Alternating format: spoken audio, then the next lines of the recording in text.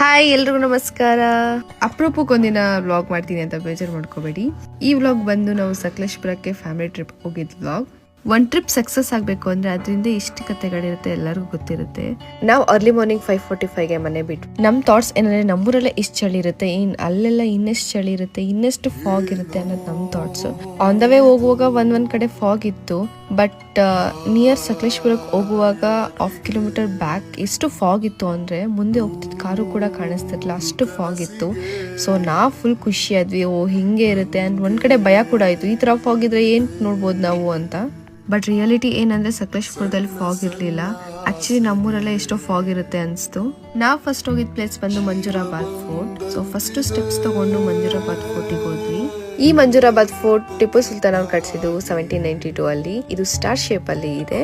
ಈ ಫೋರ್ಟ್ ನ ಕಟ್ಟಿದ ಉದ್ದೇಶ ಏನಂದ್ರೆ ಟ್ರೇಡ್ ರೂಟ್ ನ ಪ್ರೊಟೆಕ್ಟ್ ಮಾಡೋಕೆ ಬಿಟ್ವೀನ್ ಬ್ಯಾಂಗ್ಳೂರ್ ಟು ಮಂಗಳೂರು. ಈ ಫೋರ್ಟ್ ಅಲ್ಲಿ 360 ಡಿಗ್ರಿ ವ್ಯೂ ಸಿಗುತ್ತೆ.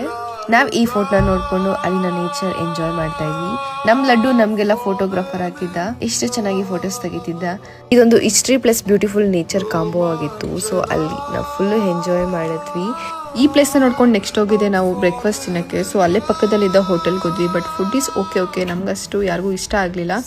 ಇದೇ ತರ ಪಾರ್ಟ್ 2 ವಿಡಿಯೋಸ್ ಬೇಕಂದ್ರೆ ಪ್ಲೀಸ್ ಫಾಲೋ ಮಾಡಿ, ಸಪೋರ್ಟ್ ಮಾಡಿ. Thank you.